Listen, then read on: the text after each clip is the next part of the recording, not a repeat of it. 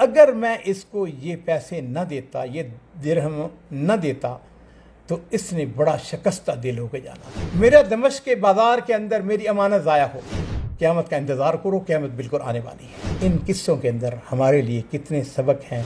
बिस्मिल्लाहिर्रहमानिर्रहीम। मौजूद नाज़रीन इकराम, एक वाक़या है बड़ा ही खूबसूरत। मैंने कई दफ़ा सोचा मैं आपके साथ शेयर करूं।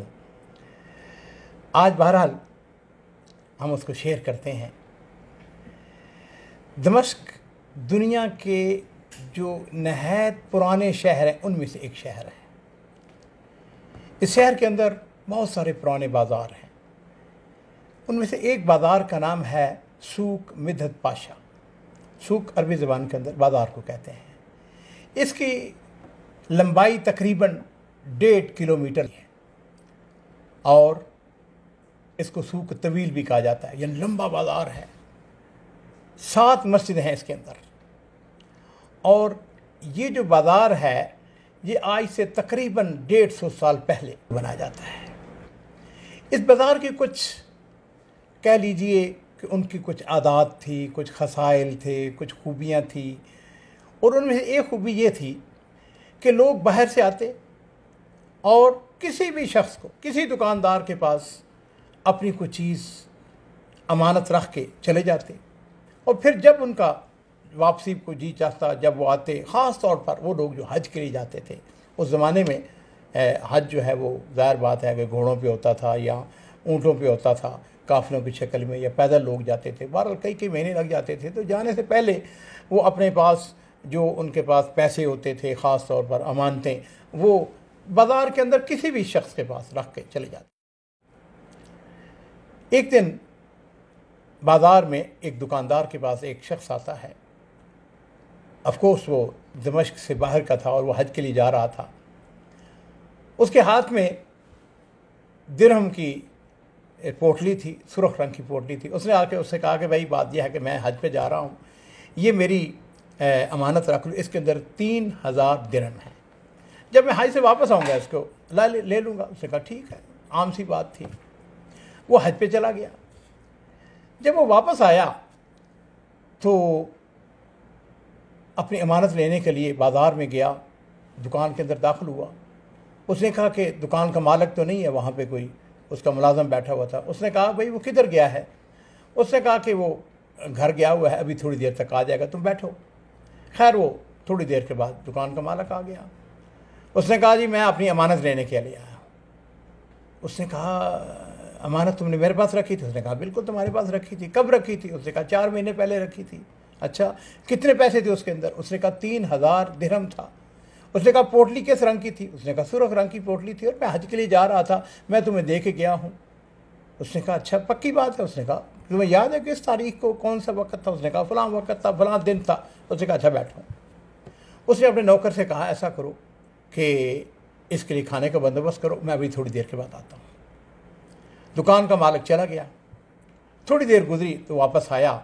उसके हाथ में सुर्ख रंग की थैली थी और उसके अंदर 3000 दिरहम थे। उसने आके उस आदमी से कहा हाजी साहब ऐसा करो कि ये अपने दिरहम गिन लो। उसने खैर उनको गिना, 3000 दिरहम थे। उसने उसका शुक्रिया अदा किया और चला गया। अब वो बाज़ार के अंदर जब जा रहा था, थोड़ा सा आगे जाने के बाद एक दुकान उसको नज़र आई। उसने कहा अच्छा पैसे तो मैंने इसको दिए थे। वो ये कहते हुए अंदर दुकान के अंदर जब दाखिल हुआ तो उसने कहा अस्सलाम वालेकुम। उतनी देर में दुकान का मालिक वो भी निकल आया। उसने कहा वालेकुम सलाम, हाँ भाई हाजी वापस आ गया हज करके, हज की मुबारक हो तुम्हें, बैठो मैं अभी तुम्हारी अमानत लाता हूँ। अब वो अंदर गया और उसने जाकर उसकी वही पोटली जो उसने उसको दी हुई थी, थैली जिसके अंदर वो 3000 दिरहम था, उसने उसको पकड़ा दी। उसने कहा ये तुम्हारी अमानत है। अब ये जो हाजी साहब थे जिन्होंने अमानत रखी हुई थी, ये बड़े हैरान, कहने लगे यार बात सुनो, ये तो बड़ा एक मसला हो गया। उसने कहा क्या मसला हुआ है? उसने कहा मैं गलती से जो पहले दुकान आती है उसमें अंदर चला गया और मैंने उससे जाके अपनी अमानत तलब की और उसने मुझको ये अमानत दे दी है।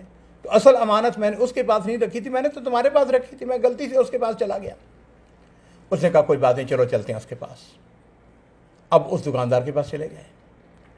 जाके उसको उसने कहा कि भाई तुम्हारे पास इतने पैसे हैं कि तुम ऐसे ही बांटते फिरते हो, अमानत जो है वो तो मेरे पास इसने रखी थी, तुम्हारे पास तो नहीं रखी थी, तुमने इसको पैसे कैसे दे दिए। अजीज़ों, ये वो नुक्ता है जो मैं आपको बताना चाहता हूँ। उसने कहा बात ये थी कि ये हाजी हज करके जब आया मेरे पास तो इसने आके अपनी वो थैली जिसके अंदर 3000 दिरहम था उसने तलब की। अब मुझे पता था कि इसने मेरे पास नहीं रखी है, लेकिन इसको यकीन था, इसका असरार था, इसलिए मैंने इससे पूछा कौन सी तारीख को रखी, कितने पैसे थे, इसका कलर क्या था।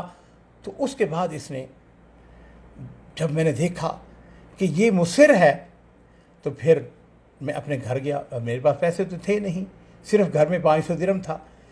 मैंने अपने घर की कुछ चीज़ें फौरी तौर पर कम कीमत पर 1500 दिरहम में बेची। 1000 दिरहम वो मैंने कर्जा उठाया। तो इस तरीके से मैंने वो 3000 दिरहम एक थैली के अंदर, सुर्ख रंग की थैली जो उसने बताई थी, उसके अंदर उसी कलर की थैली को लिया और उसके अंदर बंद करके मैंने उसको आपे दे दी। और उसने एक जुमला कहा, और वो जुमला ये था कि अगर मैं इसको ये पैसे न देता, ये दिरहम न देता, तो इसने बड़ा शिकस्ता दिल होकर जाना था, बड़ा मकसूरुल खातर। इसने जहाँ जाना था, इसने जाके कहना था कि लोगों, मेरा दमिश्क के बाज़ार के अंदर मेरी अमानत ज़ाया हो गई। और यहाँ पर मैं नबी करीम सल्लल्लाहु अलैहि वसल्लम, मेरे माँ बाप कुर्बान हों, उनकी एक हदीस मैं कोट करना चाहूँगा कि आपने इरशाद फरमाया, इज़ा ज़ुय्यतिल अमाना फंतज़िर अस्साअह, कि जब अमानत ज़ाया हो जाए तो फिर क्या करो, फिर क़यामत का इंतज़ार करो, क़यामत बिल्कुल आने वाली है। नबी करीम सल्लल्लाहु अलैहि वसल्लम, मेरे माँ बाप कुर्बान हों, आपने इरशाद फरमाया, ला ईमान लिमन ला अमानत लहू वला दीन लिमन ला अहद लहू। अमानत के एतबार से, वादों के एतबार से इस्लाम ने हमारी बहुत ज़्यादा तवज्जो दिलाई है। और मेरे अजीज़ों, ये था हमारे जो माजी है उसके खूबसूरत किस्से। मैं जब कभी इस किस्म के वाक़यात को पढ़ता हूँ या सुनता हूँ तो फिर आज के माहौल को देखता हूँ, तो फिर मैं कहता हूँ कि आज ये नहीं है कि अमानत ख़त्म हो गई है, लेकिन मेरे अजीज़ों, इन किस्सों के अंदर हमारे लिए कितने सबक हैं, हमारे लिए कितने दर्स हैं। अल्लाह ताला हम सबको अमानत आए है। और मेरे माँ बाप कुर्बान हों, नबी करीम सल्लल्लाहु अलैहि वसल्लम, नबूवत मिलने से पहले आपका जो नाम था, वो लोग, आपकी जो शोहरत थी वो क्या थी कि आप अमीन और सादिक हैं। व आखिर दावाना अल्हम्दुलिल्लाहि रब्बिल आलमीन।